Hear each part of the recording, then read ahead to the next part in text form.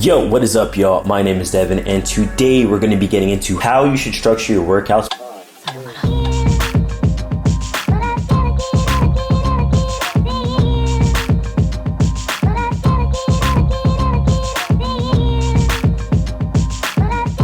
But before we get into that, if you are interested in one-on-one coaching, a meal plan, or a training plan, the email is going to be literally right here. And you can also check out my website, which includes my cookbook, as well as my dumbbell-only training plan, which is perfect if you're someone who's working from home with minimal equipment.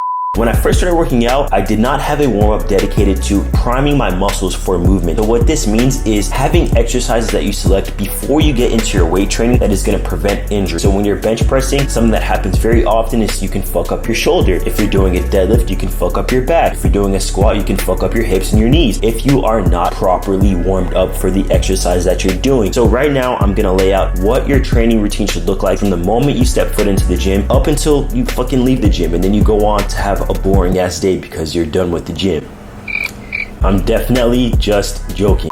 The first thing you should do when you enter the gym, do a little bit of cardio as the first part of your warm-up. This is gonna get your heart rate up, get your blood flowing, and it's gonna help you prevent injury. I personally do 15 minutes of incline treadmill before I get into my training session. If I'm cutting, I'll titrate that up to 20, 25 minutes, maybe even 30 minutes while I'm looking to lose body fat. When I'm bulking, I keep it at 15 minutes. I never really go lower than 15 minutes just because that energy expenditure is fine, and ultimately it's gonna serve a greater purpose in preventing me from fucking myself up. After that 15 minutes incline treadmill, I'll go ahead and move over to the cable machines. So on cable machines, what I do for myself and what I have all my clients do is warm up their rotator cuffs, okay? So your rotator cuff is what's, in my opinion, highly susceptible to injury, and your rotator cuff is responsible for a whole lot of movements, especially when it comes to pressing. So I have my clients do internal and external rotator cuff movements. You'll notice that when you're actually warmed up, you feel safer, your body feels better, and you're not in that weird, awkward phase of, I'm laying on the bench press, but my body doesn't feel like it should be here. I feel uncomfortable. You've actually warmed up your body. You're gonna slide right into training like butter. Now, for your actual training movements, I always specify in my training program how many warm-up and how many feeder sets you should have. And then from there, you're gonna move into your working sets. I personally do not ever include my warm-up sets as a part of my working sets because I'm not breaking the muscle down within these sets. For feeder sets, you usually wanna do 4 to 6 reps maximum so that you are getting used to the weight, but you are not fatiguing yourself, so you're still able to give all your effort to your working sets, okay? As far as your actual training session, this can last anywhere from 30 minutes on the very short end, the very condensed end, all the way up to 2 hours. Sometimes if I have cardio, abs, my training sessions can last up to 3 hours. Most of the time they're like 2 hours, 2 hours and 10 minutes. There's no right amount of time to be working out. The effectiveness of your workout is not dictated by how much time you spend in the gym. It's all about your intensity. Intensity meaning, do you feel the muscle activated? Are you pushing hard? Are you getting close to failure? Are you actually challenging yourself? You need to actively be thinking, holy shit, I think I'm gonna die. My muscles are gonna explode, but I'm gonna keep pushing. That is what intensity is, and intensity is something that is left on the table by a lot of people. Now, to wind down your workout, you've done your warm-up, you've primed your muscles for movement, and you've completed your actual training session. You can do a cool down. For myself, my cool down is really just training my core, training my abs, because it's not the most intense thing in the world. My heart rate is coming down. Cool down's not 100% necessary. Those are the segments that you should have in your training session. In my opinion, if you're just walking straight from your car, straight from the parking lot into lifting weights, I mean, count your fucking days, bro. Like, you're gonna fuck yourself up. When you get that structure going, when you get that routine going,